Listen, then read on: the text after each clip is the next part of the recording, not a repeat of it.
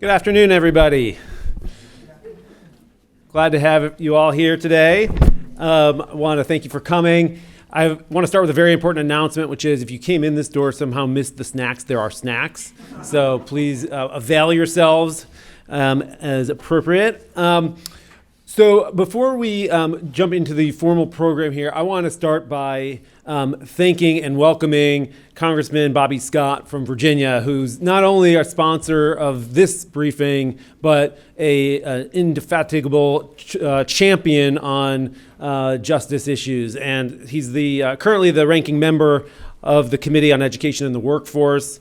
It's his fifth term as the leader of that committee from the Democratic side, and he's spent time on other committees as well in his illustrious career, including the Committee on the Judiciary, and he's been a longtime champion for reforming the criminal justice system and has successfully worked to pass bipartisan legislation to reduce mandatory minimum sentences, to reform juvenile justice, to require reporting and federal data collection of deaths that occur in police custody, jails, and prison.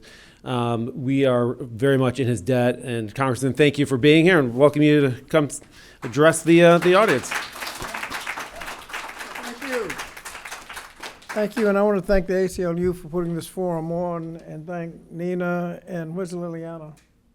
She was here, Liliana, who are former staffers, so they know me well, and have done an excellent job in guiding public policy. We've come a long way having a forum like this. I was my first term in Congress. I was on the crime subcommittee to consider the 94 crime bill. Actually, it was the 93 crime bill, but because a couple of us on the committee weren't having any of it, they couldn't get it out of committee. So it became the 93 crime bill, then the 94 crime bill. I don't think they ever got it out of committee. I've read the record. There were several of us. It was a Democratic bill, so the Republicans weren't voting for it, and there were 5 of us on the side that said this combination of slogans and sound bites, we're just not going for. Didn't have anything to do with crime policies, just locking people up gratuitously. We're not going for it. So they didn't have the votes to get it out of committee. I don't think they ever got it out of committee. I think they got a gun bill out of Commerce and stapled the crime bill to it in rules, and that's how they got it to the floor. I think history has said that those of us who were fighting the crime bill were on the right side of history, because all it was just slogans and sound bites, nothing that actually worked to reduce crime. And that's why this forum is so important, because once you get people agreeing, okay, we're not going to do slogans and sound bites, we're going to do things that work, you got to have something over in this category, things that work, so that we know what to pursue.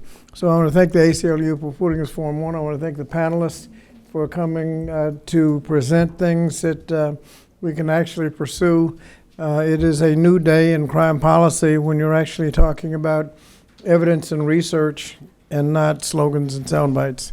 So thank you so much. And I have meetings going on, but I have staff that'll be here and look forward to the report. Thank you.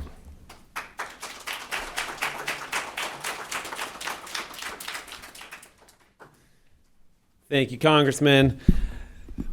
So I want to thank everybody for coming today. I know that Wednesdays are the busiest days on Capitol Hill, and that if you put in the work to come find this place in the warren of tunnels and the CVC, then you have really are committed. So grateful for you being here. I was a chief of staff on the Senate side for 14 years, and I know that crime and justice issues are hard politically. That when people express a very real and legitimate sense of insecurity and fear, it's important to recognize and respect that and to try to address it.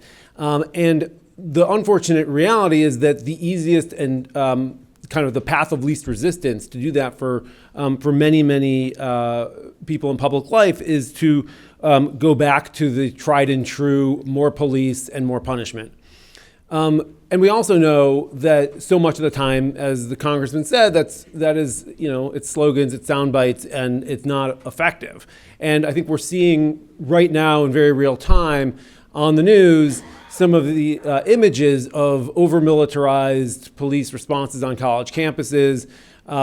We know that there are, endless tragic stories of police encounters with people who are suffering from mental illness, from just the conditions of poverty, from untreated addiction. There's all kinds of things that are put in the bucket of crime and policing that really have very little to do with crime and should have little to do with policing. So what we are here today to talk about is a different vision and alternatives that really work. And so I'm really pleased to be clear, merely the figurehead for all the hard work that so many people have put in to put on the ACLU's first ever Community Safety Week. And our goal here is to provide real, tangible, achievable policy solutions that actually increase community safety in ways that do not further mass incarceration, over-policing, and community conflicts with law enforcement. So we're going to hear from panelists about some really important and powerful examples of ways in which we can get police out of some of the businesses that they're in that, frankly, they do not want to be in, right? Like we shouldn't be asking police to solve this wide range of social ills. And so we should be investing in trained responders who are experts in mental health crises and addiction and homelessness and are not police. We can be rethinking how we redefine community safety in really broad brush terms that talk about safety and the conditions that make people feel safe and that make our community safe for everybody. There's lots of great examples, and I am certainly not the best person to talk about them, but fortunately, we've got a panelist of people who are. So I'm really happy to be able to introduce this panel and have a really interesting, lively discussion about the various ways that we can create thriving, healthy communities that make everybody feel safe and supported. So happy to turn this over to our panelists, and I'd like to just briefly introduce them, let them do the heavy lifting. So Dr. Thea James is the co-founder of Boston Medical Center Violence Intervention Advocacy Program. So thank you for being here. We've got Kyle Fisher from the Health Alliance for Violence Intervention, and Tia Bell, who is the CEO and founder of the Trigger Project. And then our friends from Denver, we have Stephanie Van Jacobs and Samantha Rabin of the Denver Support Team Assisted Response Program. And moderating our program today will be the ACLU's very own Senior Policy Counsel, Nina Patel. Thank you all for helping illuminate today and give us some good examples about how we can make better policy. Thanks.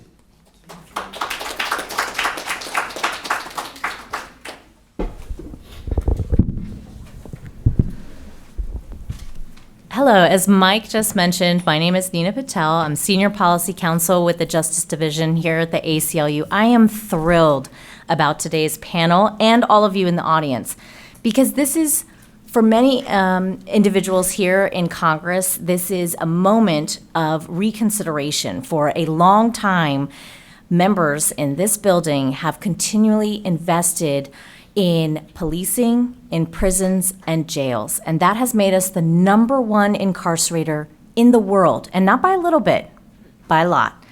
I'd just like to highlight, before we get started with our panelists today, that in our country, 1 in 5 individuals who have died from a police shooting since 2015, according to the Washington Post, they were in need of either mental health services or behavioral health services.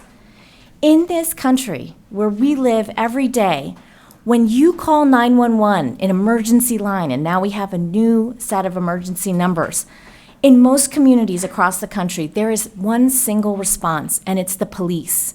And that leads to incarceration for many individuals whose health needs, whose social needs are not being met in our communities. I'm thrilled and honored to be joined by this panel of speakers because each one of them has engaged in something radical in their communities.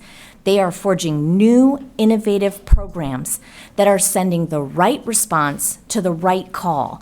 And they're going to share with us both the design of those programs, the thinking behind them, and some of the hurdles. And I hope for those of you that are in positions of influence and policymaking, in advocacy, or in your community, that you will be able to hear something today, connect with someone, engage in a way with the work of changing how we respond to emergencies in this country and how we care for our friends, our neighbors, and our community members. So with that, I am going to start to turn it over to our panelists. They each have wonderful bios, so if you will bear with me, I think it's really helpful to hear from them individually about who they are, how they came to this work, and what they saw was needed in their community. So I'm going to go ahead and start with, just for introduction's sake, Dr. Thea James, who's sitting closest to me right over here. Dr. Thea James is Vice President of Mission, Associate Chief Medical Officer, and Co-Executive Director of the Health Equity Accelerator at Boston Medical Center. As Vice President of Mission, Dr. James partners with caregivers and coordinates Boston Medical Center's relationships with a wide range of local, state, and national organizations and partners across sectors to meet the full spectrum of essentials that enables patients and communities to thrive. Seated next to her is Dr. Kyle Fisher. Serves as the policy director for the HAVI. He leads the organization in coordinating, developing, and advocating for evidence-informed, you've heard that word before, I think, in remarks just a minute ago, policies to end community violence. In addition to this role, he continues to practice as an emergency physician and fellowship director in health policy with the University of Maryland School of Medicine. That is a lot. Seated next to him is Tia Bell, who we are welcoming right here from Washington, D.C., as the founder of the Trigger Project. Tia Bell lives to prevent gun violence through the intersection of positive youth development, public health, and cultural responsiveness. In this light, youth are positioned to create and design solutions of holistic healing for the youth, from the youth, and stop the spread of the disease of gun violence. Seated right next to Ms. Tia Bell are two individuals from Denver. They flew all the way over here to Washington, D.C. to come share with us. Samantha Rabins has been a licensed clinical social worker with WellPower for the past 11 and a half years. Her specialty is working with people with severe and persistent mental illness and dual diagnosis, specifically in crisis settings. As the Associate Director of Criminal Justice Services, Samantha oversees several teams that help divert individuals from the criminal justice system and/or reduce recidivism, including Co-Responder and the STAR program. And of course, at the end of the table over there, I feel distant, Stephanie. Hello. You're there, okay. Stephanie Van Jacobs is a licensed clinical social worker and licensed addiction counselor. She obtained her Master of Social Work from the University of Denver. She has been working in the mental health field for the last 10 years. She is currently a program manager at WellPower, overseeing the Support Team Assisted Response, short acronym, the STAR program in Denver, an alternative response model that responds to low-level 911 calls alongside Denver health paramedics. So I'm going to kick it off with Dr. Thea James with the question, how did you get into this work with your illustrious career in the medical field, and what were you seeing that wasn't being addressed? Thank you, and thank you for the privilege to actually be here with my esteemed co-panelists today. So, first of all, I'm an emergency medicine physician and an urban hospital. It is under the designation of one of America's essential hospitals, where most of the patients many of them come from communities that have been disinvested in. And so right away, there's a mindset about the population, because people don't have insight into, how they got in these positions. And so, quite frankly, there had been a lot of gun violence in Boston, in the 1980s and 90s, and then there was a lull because of some work that was done there called the Boston Miracle.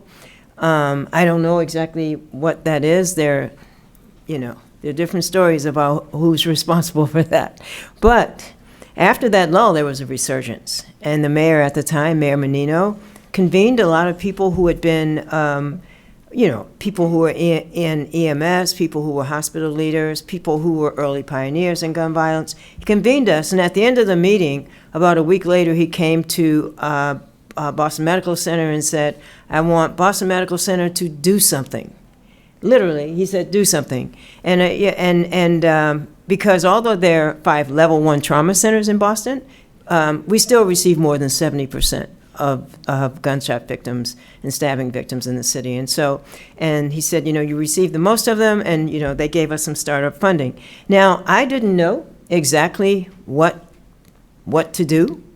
The first thing I did was start reading. There was a little bit of literature out there at that time, but I thought all the literature was the same.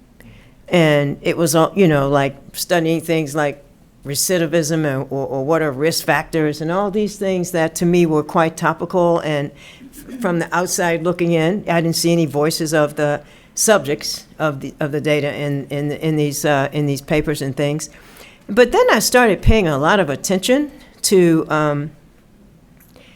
the patients in the trauma room, quite frankly, and reading their tattoos and things, which really reflected something very different than what was being said outside the trauma room.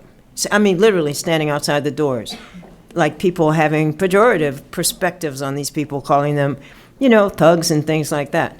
And so the tattoo said things like, born to be hated, dying to be loved. Living is hard, dying is easy. Death is nothing, but to live defeated is to die every day.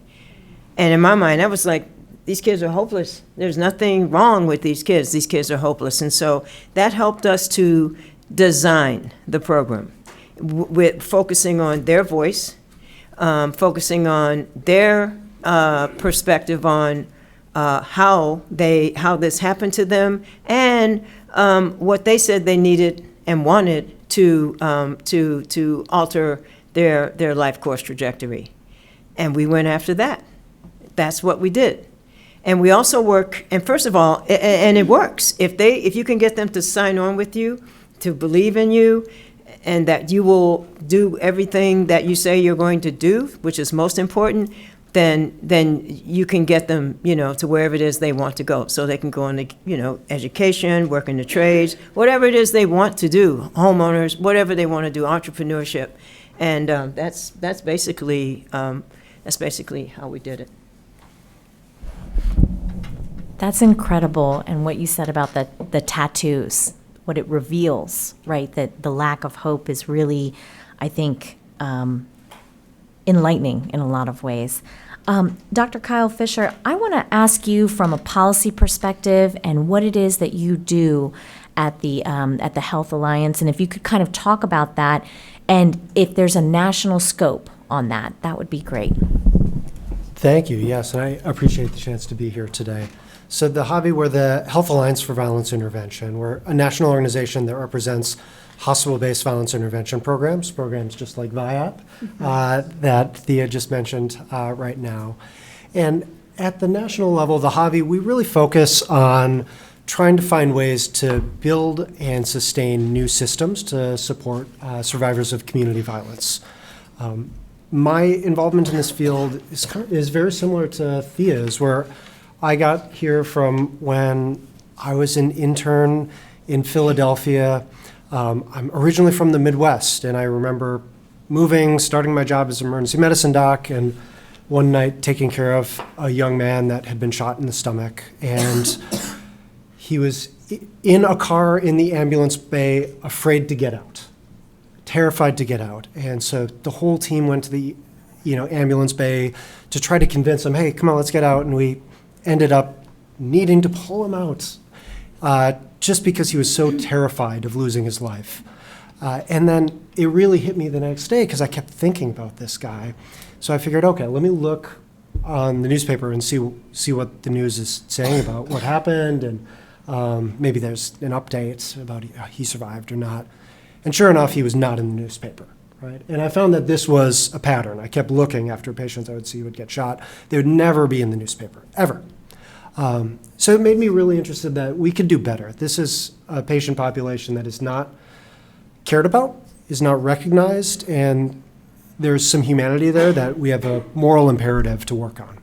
So at the Javi, we really try to center survivors of community violence and the programs and health systems that are there to help support them and build it up so that we can have sustainable solutions that decrease community violence.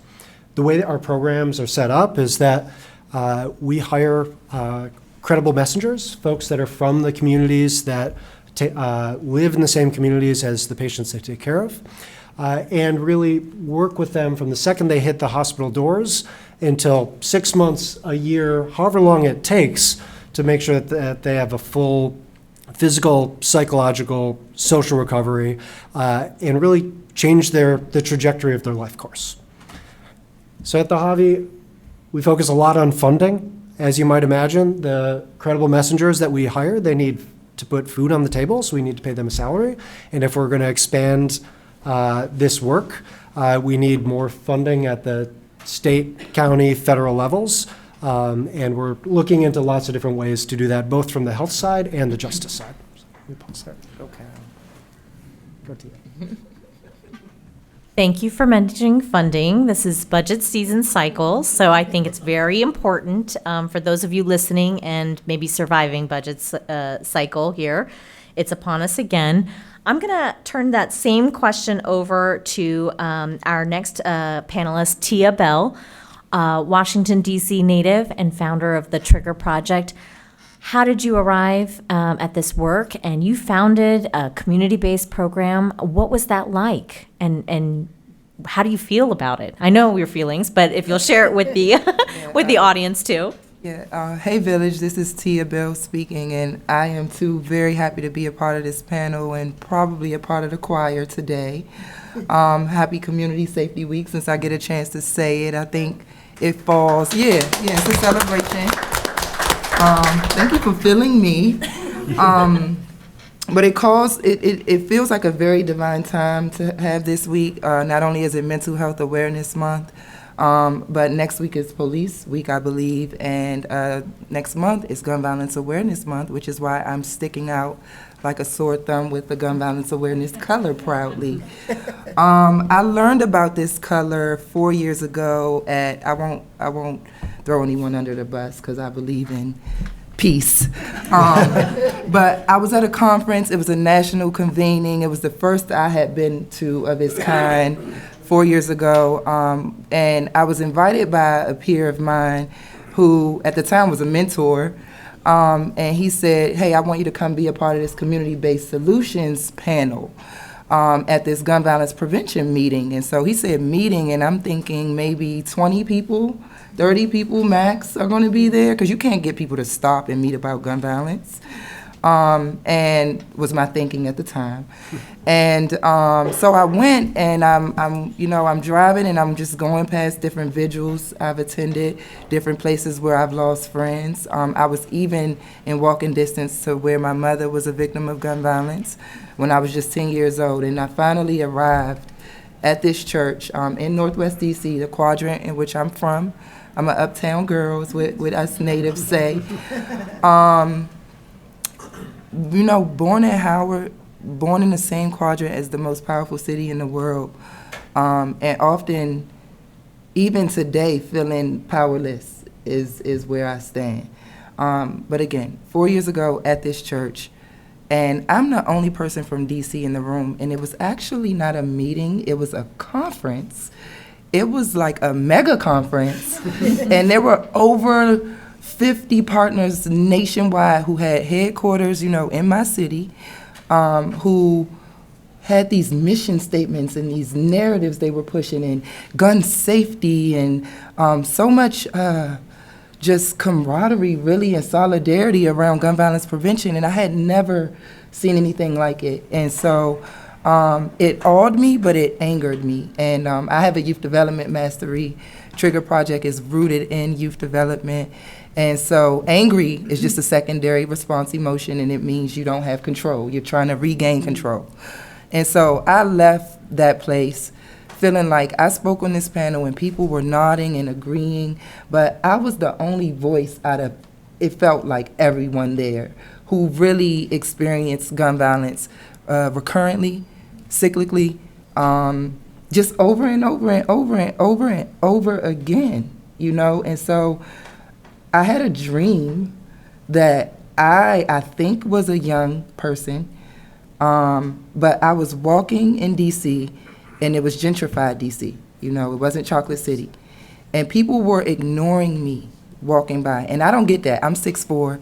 I've been loved. I was the big ticket on my block.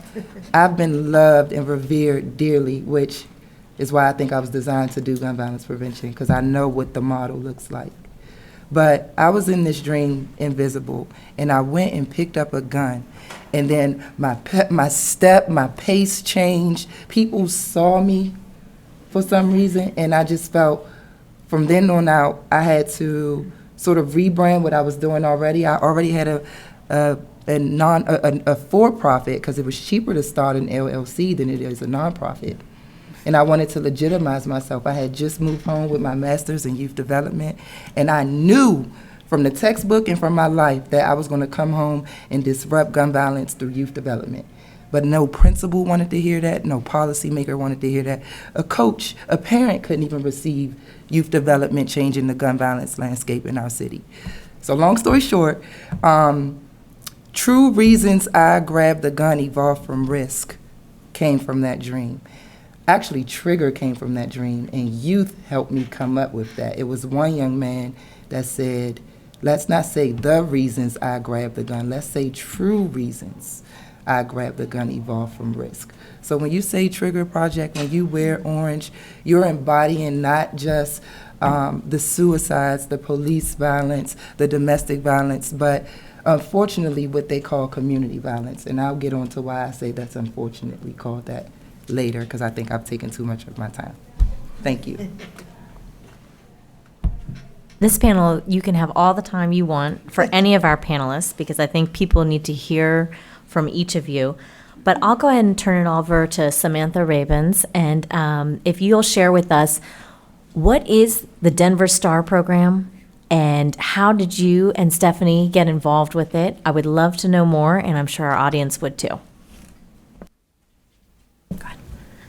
So the Denver Star program, again, thank you again for having us. We are so honored to be here and to be able to fly out to Washington, D.C. and be a part of this panel. It is really an honor for us, and we're very passionate about, making change.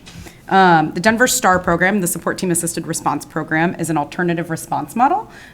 So instead of sending police out to calls that they're not intended to be on or don't need to be on or may further escalate a call that they've historically been on, we're sending the right people at the right time in order to respond to people in crisis. So we modeled our program off of a program in Eugene, Oregon called Cahoots, and developed our program to start in June of 2020. And it started as a pilot program from one van, and I'll go into more details in a second. But we're now at 8 vans each half of the week, so 16 clinicians total, 16 medics that go out and do this alternative response. So our goal is to, again, send the right people to the right situation. Our staff can spend as much time as they possibly need on a call and provide a really trauma-informed, appropriate response with no need to have police involvement. There's no criminal aspect. They are just there to help people in the community and provide community to people, so that we are getting people out of that criminal justice system, out of police hands, and into the right supportive services at the time that they might need it the most, right? People don't call for emergency services when they're doing well. I wish it would, I would love to have people call when we're responding and say, I'm having a great day, let's talk about it. Would make my day amazing. But that's just not how this works right now, right? And so people call when they, they might not even call in themselves, right? It might be someone calling on their behalf. They might not know that someone's being called or that 911 or non-emergency police lines are being called for them. And that might further cause trauma for someone because they don't expect someone to show up to their home, or they don't expect someone to show up to their safe space, right? Wherever that safe space, they don't expect someone to show up to their workplace, right? Which can have huge implications in and of itself. And so we are trying to send, again, the right people, the right response at the right time to get people involved in services. And our goal is to really be culturally and community appropriate, right? Our goal isn't to say, hey, you have to go to this agency after we talk to you, or hey, you have to do this, right? Historical resources when you called emergency services were hospital or jail, and that's because police were the main people showing up to your door, right? And those were their only two resources given. We come in and we take a person-centered approach, a trauma-informed approach, and a really hopefully culturally appropriate approach, and saying, what would best suit you in this time? We aren't necessarily here to resolve all of your problems, right? But we are here to reduce the crisis, so we're gonna do more of a harm reduction model, and let's build rapport, let's build trust. People don't trust systemic approaches to things, right? The mental health system in itself can be traumatizing for individuals because people have been placed in hospitals and that's been really challenging, or they've been treated unfairly in the mental health system, or they have been denied access to mental health care that they needed for various reasons, right? We want to build that trust. We want to reduce harm for people who need it the most. We want to reduce stigma, and we want to get people to the right services at the right time. So we really feel like this is a paradigm shift. Again, we are super honored to be a part of it. We partner with a medic from one of our hospitals in the city and county of Denver in order to provide that response, because people experiencing mental health or behavioral health crises also might have other needs that aren't being expressed or aren't being taken care of. And a lot of those needs can be medical in nature, or if we fix some other root causes, right, like a medical concern, that might empower someone to get their mental health treated. So we do go out with a medic. We're in plain clothes. We are not in uniforms. We really, again, want to get that trauma-informed response. And then we also involve community. We have a wraparound service, Servicios de la Raza, that supports us in providing all of our wraparound care. So we do the initial crisis contact in the van. We call it the initial response or van team as a mental health clinician and a medic. And then we give that person the opportunity to have someone come and contact them after the fact so that we can provide even more care after the crisis. We don't want to leave any individuals high and dry. Basics of STAR. I would love to ask Stephanie Van Jacobs, what's your day like when you are part of these mobile crisis units, when you're in a van? If you could speak just a little bit about, what's a call like, and how is that different from maybe what you have known in the past or what you've seen in other cities, or how would it be different if it was answered by the police?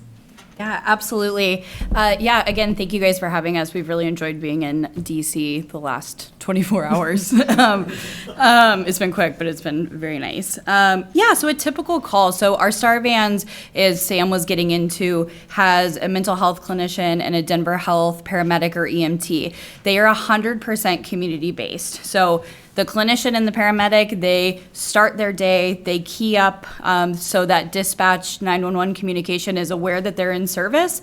And then that's where their day starts. And then they start taking calls. They will communicate with the dispatcher. The dispatcher will provide an address or a location where the individual is located. And then our STAR team or our STAR vans drive there to meet that person right where they are. And then the beauty about STAR is that once they're there, they're non-emergent, right? When we think of traditional response, we think of emergent, we think of fast-paced, right? We're thinking of how do we get needs met? If it's the police, how do we move on to the next to try to serve more and more community members? With STAR, once we're on location with the individual, we can kind of lead from one step behind. We can take that time to just really sit and have a conversation with the community member who either reached out for STAR themselves or maybe a community member called in for them. And really whatever happens on that call is up to the person that we're interacting with. So if it's resource connection, the STAR team is going to do their best to get them connected to the appropriate resource. If it's transportation to a shelter, if it's transportation to maybe their primary care doctor, we can absolutely get them there. So STAR really likes to live in this gray area so that we can mitigate limitation. We want to be able to meet those needs, right? A big barrier is transportation. transportation. So if we can eliminate that barrier and get that community member to the appointment or the resource they need, we're going to be able to do that. So we can spend as much time as we need. We also, on all of our vans, stock them with inventory that we can provide community members in real time. So when we're on that call, if the individual is just interested in receiving some Narcan or fentanyl testing strips, we're able to provide those. We also have seasonal clothing or weather appropriate clothing. So in the winter, we'll have gloves or beanies. And in the summer, we'll have sunblock and hats and ponchos. So we really try to meet all of those needs in real time that we can. And then we are creative in the next steps of moving forward. So once that's done, then our STAR teams can go back in service and then they go to the next call. So it really goes to the pace of the individuals that we encounter and how much time they need to make sure that we're addressing and, providing resources as best we can. That's amazing. And I just want to go ahead and welcome Representative Adam Smith, who is joining us. I'm going to ask Mike Zamor, our ACLU Policy Director, Government and Policy Director, to just do a brief introduction, and then we are going to hear from Representative Adam Smith. Thank you so much for joining us. Thanks, Congressman, thank you for being here. Congressman Adam Smith represents the great state of Washington in the 9th District.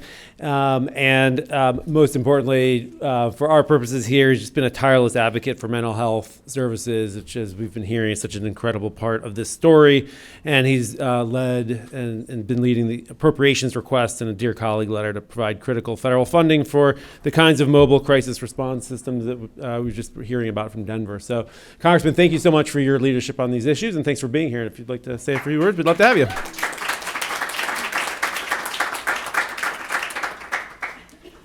Thank you very much. I appreciate the opportunity to be here, and I appreciate the ACLU's leadership on a number of issues, but this one in particular. And there is a lot to be said about mental health, but access to services is one of the most important things, and something that we have struggled with. I went through my own mental health issue with anxiety. It's a long story. Actually wrote a book about it. But it was a struggle. It was a struggle, first of all, to understand what was going on, to acknowledge the problem, and then a significant struggle to find help. And there's a lot of different pieces to that, but the one that I've become really focused on is getting that initial assistance. Not necessarily the big cure, the full explanation, but just to know the triage, the basics of it. When you're going through something like that, you're really lost, and to have someone who understands the basics of it get to you as soon as possible is enormously important. And there's a bunch of different ways to do that, but certainly crisis response is one place to start. And it has always been a flaw in our system that when you have a crisis, you call 911, right? But 911 is typically the police or the fire department, neither of which are trained in any sort of mental health or substance abuse issues, any sort of behavioral health challenges. Now, we have done the nationwide 988 system. I know a lot of people worked on that. That is a huge improvement. So now people understand that there's a place to call for those issues, but who is going to respond? And still, it is primarily the police and the fire department. But I have been able to work with a couple of programs. There's a thing called Health One that Seattle is putting together, where they bring in social workers and mental health specialists to work directly with the fire department to respond to these calls. Because as you know, the statistics on this, I don't remember the specifics, but the overwhelming majority of calls that come into 911 are not about any sort of serious criminal activity. They're about distress of one kind or another. We need people who are trained to be in a position to respond to that.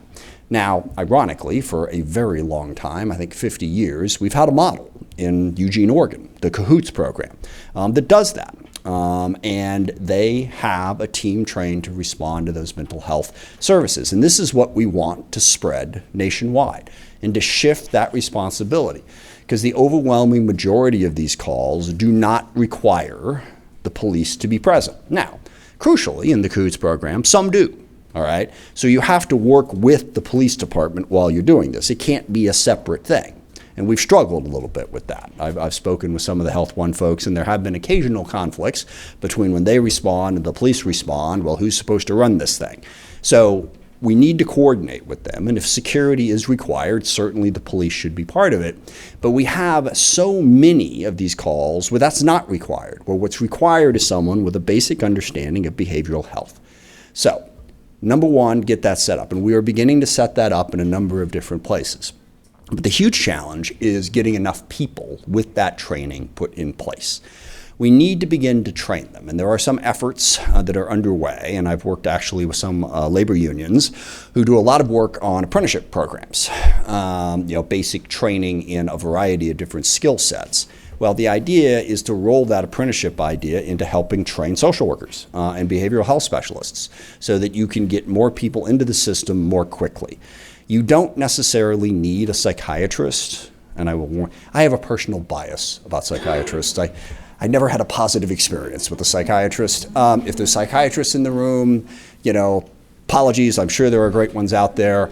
But that level of care, first of all, leads to one of the other big problems, and that is we prescribe way too many drugs in this country for these services. Again, that's a little sermon that I will spare you at the moment. But I think there are some basic services that we can give people that don't involve giving them drugs. I wound up on benzodiazepines multiple times, which are spectacular, by the way, in the sense that if you have anxiety, the first time you take one, it seems like a miracle. But, as anyone who studied it knows, you develop dependency and side effects. It's not the solution 99% of the time.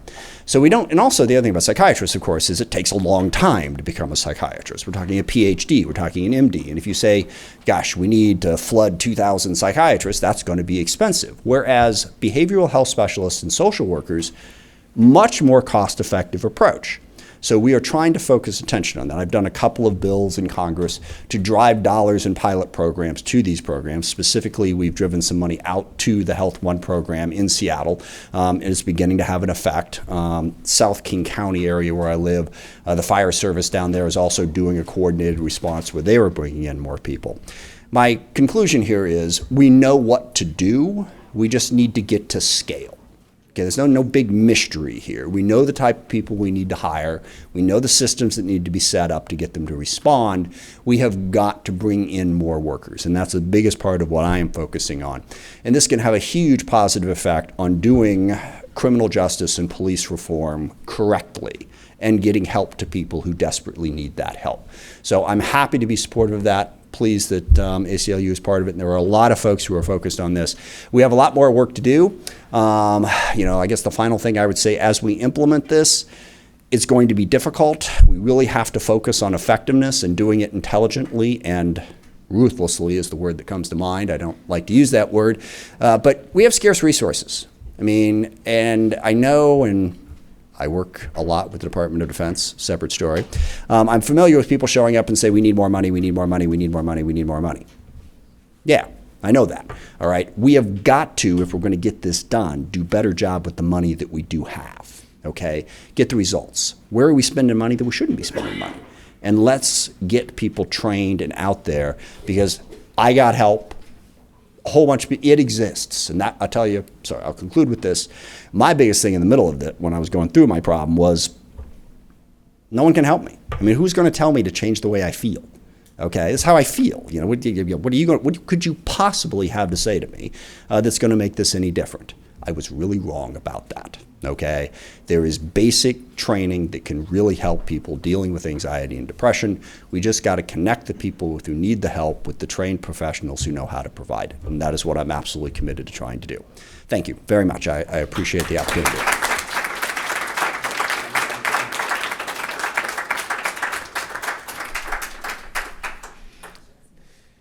Thank you so much, Congressman. Appreciate your leadership and your candor in talking about your own experience. It's so important that we take the stigma away from these diseases. And all the issues that Congressman Smith was talking about in terms of trying to get more resources into mental health, and particularly mental health in the context of of responding to crisis, is the subject of a very important piece of legislation led by a very important legislator. So we're happy to have Rep. Katie Porter joining us here. Representative Porter is the lead sponsor of the Mental Health Justice Act, and which we are appreciative of. In fact, we've got a bunch of affiliates on the Hill yesterday, today, going around to various offices asking them to co-sponsor this important bill. We want to see this get across the line. So, Congresswoman Porter, thank you so much for your leadership and for joining us today.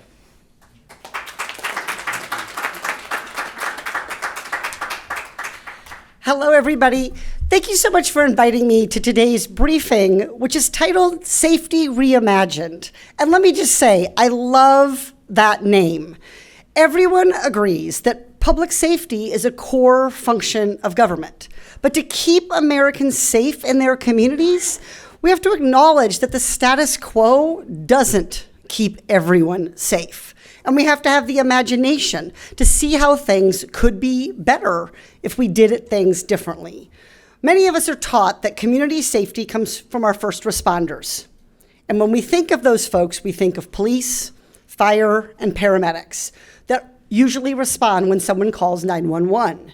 And those individuals are trained to respond to those specific instances, respectively, crime, fire, and emergency medical situations. But those same individuals, typically law enforcement, have long been the first and often only people responding to help Americans experiencing a mental health crisis. And let's be clear, mental illness is not a crime. Mental illness is not a crime. Given that, we should stop treating it like one. It's not a crime, so we shouldn't send police to respond to a person with a mental health problem.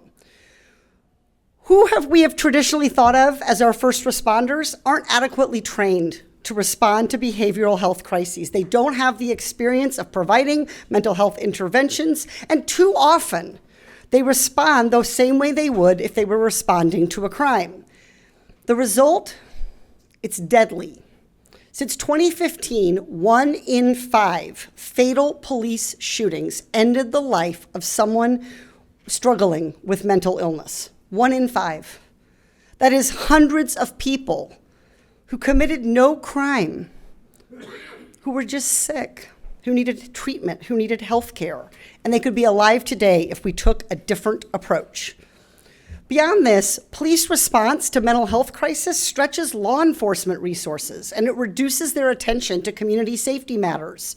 I am so proud that my Mental Health Justice Act is endorsed by the sheriff of Orange County, California, a very traditionally conservative and Republican area, particularly with regard to law enforcement. And why does he advocate for this bill? Because he wants the best responder on the scene. He doesn't want to send his police officers to fight fires, and for the same reason, he doesn't want to send his officers to deliver health care. So what would it look like to reimagine how we respond to mental health crises? What kind of care could people receive? Who would show up? I guess I disagree a little bit with my colleague, Representative Smith. I don't think this has to be complicated or difficult or expensive. It's really just common sense to have specialized professionals respond to a mental health crisis and behavioral health emergencies. And these programs, the pilot programs around the country, actually, oh, I did touch it, and I'm so sorry, actually do save money. So the heart of my bill, the Mental Health Justice Act, would establish a grant program that allows states and localities to establish programs to hire, train, and dispatch mental health professionals to behavioral health emergencies. This would reduce violence against individuals experiencing mental illness, substance use disorder, or who have an intellectual or developmental disability, and improve the safety of our communities. True community safety means building partnerships and taking a holistic approach to addressing the needs of everyone in our community. When someone's experiencing a mental health crisis, they are best served by somebody who's trained in mental health. For me, it really is that simple. Yet many communities lack adequate mental health infrastructure, with nearly 130 million people living in areas with a shortage of mental health providers. I'm so proud that in California, 49 of our 58 counties already have some form of mobile crisis response. Now, it varies in terms of how it's delivered, but it is real progress, and my bill would build on this progress. You all know that May is Mental Health Awareness Month, and during this month especially, we need to speak up for all Americans getting effective, compassionate care. Congress has the power to shift what community safety looks like. And I don't think it's just a power, I think it is a moral duty to create opportunities to reduce harm, to connect people to resources. In 2022, the House of Representatives passed the Mental Health Justice Act on a bipartisan basis. And last year, I introduced an even better version that saw bipartisan support right from the beginning. So this bill would give the communities the guidance and the resources that they need to do what we're doing here today in this briefing, reimagining safety. Thank you so much, and I'm so grateful for your advocacy and for all of the work that you do.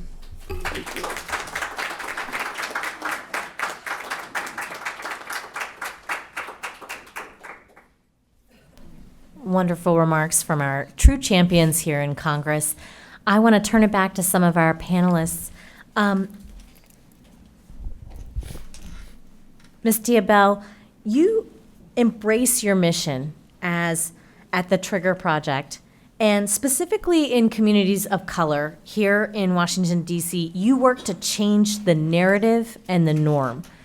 Can you talk to us a little bit about what youth really need in your experience in talking with youth and having youth lead, and also what is making you most angry or bothering you the most, and we can use strong language here if need be, about the way youth are being talked about? Loaded question, but I'll try my best. Wow, this is Tia Bell speaking, by the way. The word "you" is in youth. And for my heartbeats, my ears, my minds who fear youth, I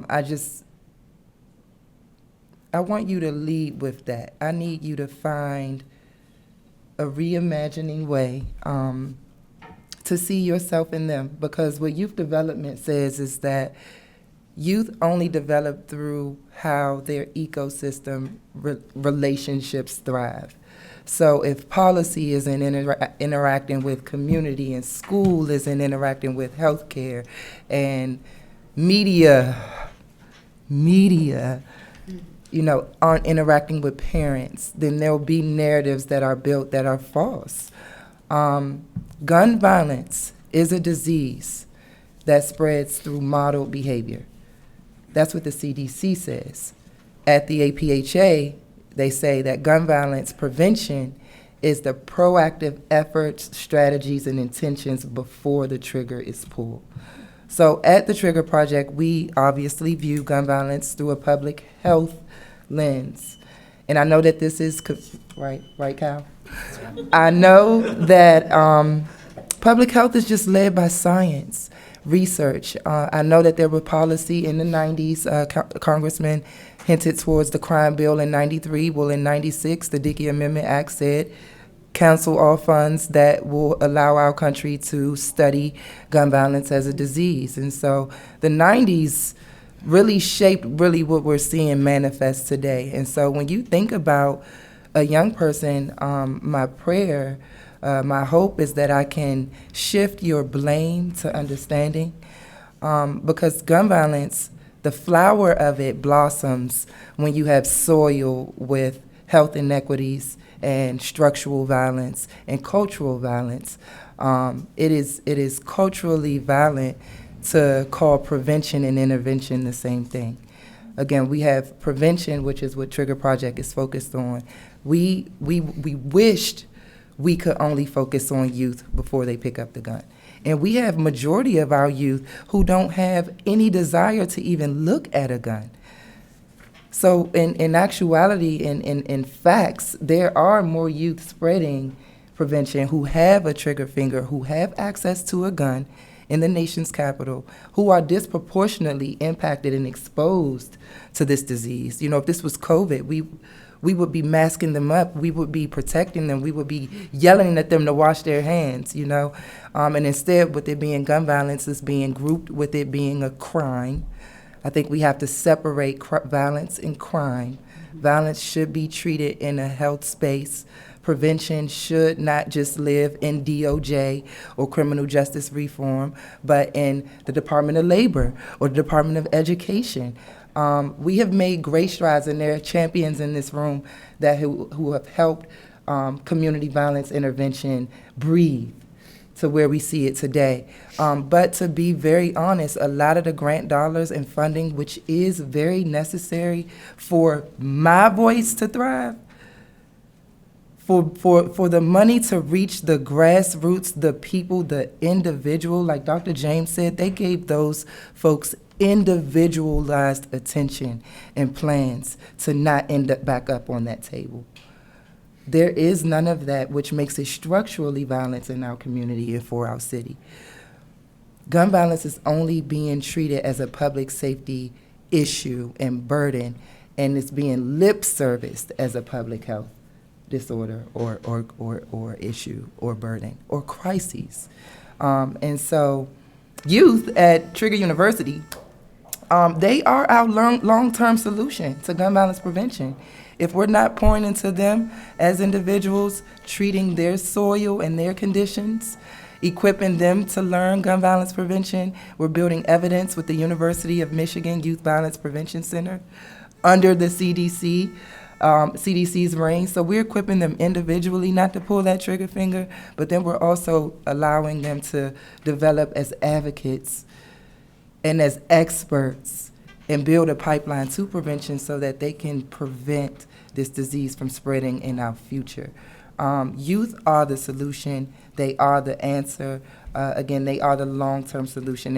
And my prayer is that you all, as leaders, take this back and find a way to build policy for them. They are missing in the policy. I have to continuously advocate. Their needs are not being met.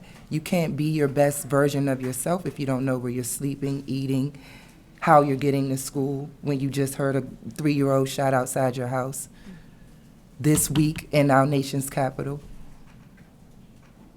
You know, youth are the solution. We have to build protection for them. And my prayer again is that you see them not with fear, but with faith, that they can carry us out of this disease into true health equity, the presence of health equity in the absence of gun violence.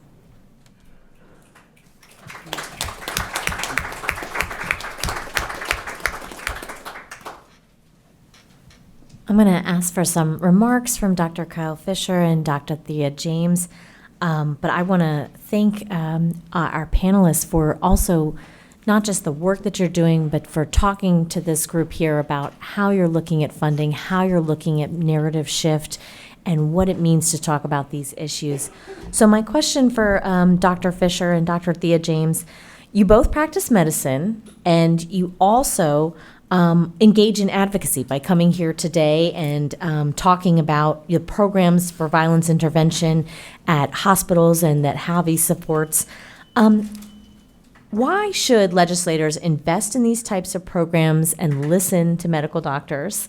And obviously this group is listening to medical doctors and medical professionals, but as we share this message, what do you think is needed federally? What can most help the programs that you work in? How do the grant funding structures work? And, you know, what kind of data are you able to collect or wish you could collect? And I know that that's a lot of different questions, so don't feel like you have to answer all of them, but I know that's an issue. So if you can kind of touch on those topics, that would be great. Great question. So let me start with one of the smaller ones that you included in there is, why should we listen to doctors on this?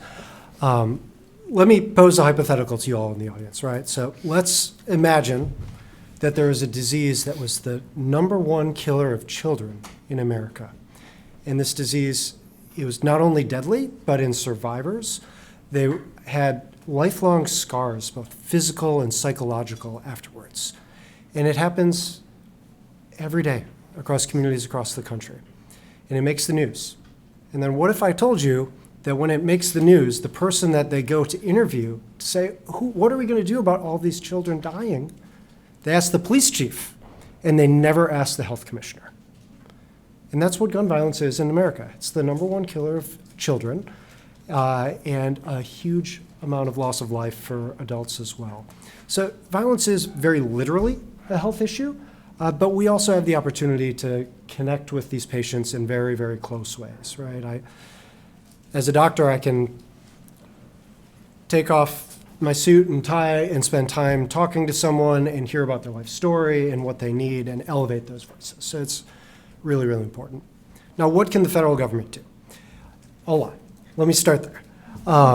And Tia, you raised some really, really good points about how we need ways to get money to the grassroots, because the programs like Trigger Project that are closest to their communities are the ones that can make the biggest difference.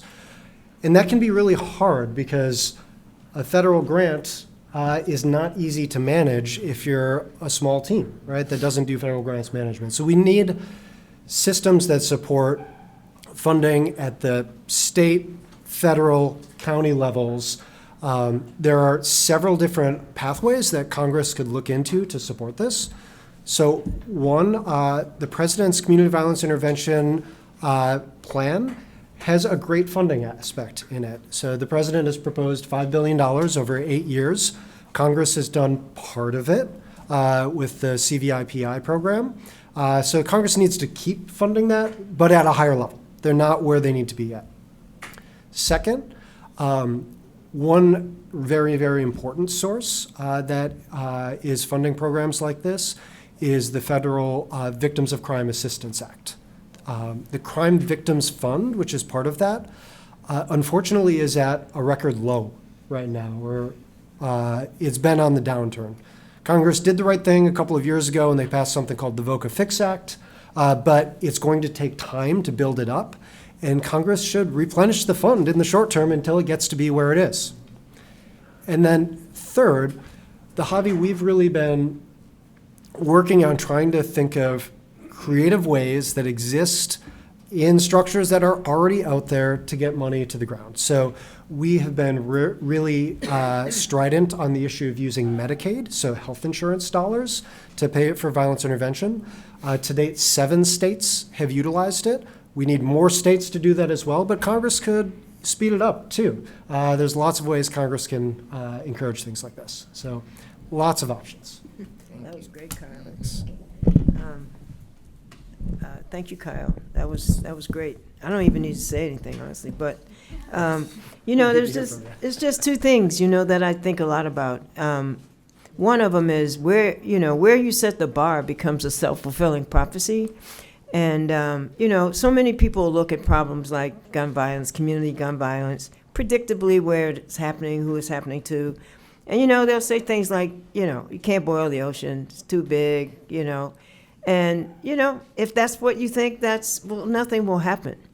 But, I think that I've been alive long enough at this point and seen enough where I have, what matters to me is where you set the bar, having accountability for it, and designing it to work, designing it for the outcome that you want. And so to me, anything you invest in, you should be expecting a return on the investment.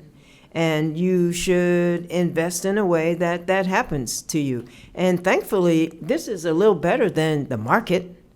Seriously, it's a little better than the market. You can have a little bit more control over what, comes out of it. So, for example, if you just think going to talk to victims of violence and, having kids come and, they get injured, you like pat them on the head, tell them it's going to be all right. You know, you're going to get zero return on that investment. And I'm talking about programs. You know, I'm talking about violence programs and things. You know, you design these things. It's like a sports team. You put all these billions of dollars in it because you want them to win.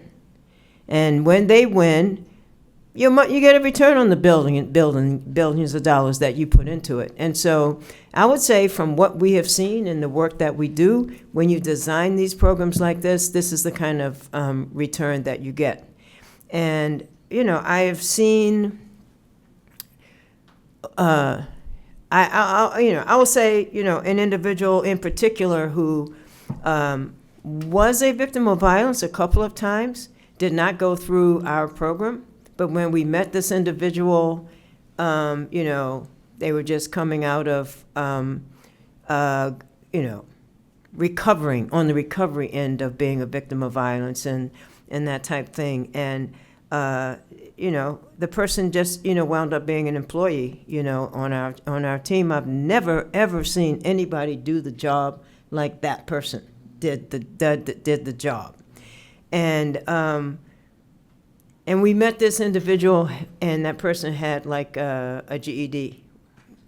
And while that person was with us, he got a college degree while he was with us. And the whole time, we're like setting high bars for this individual, you know, having an expectation that this person will do whatever it is that they want to do, and making sure they understand they can do it, you know.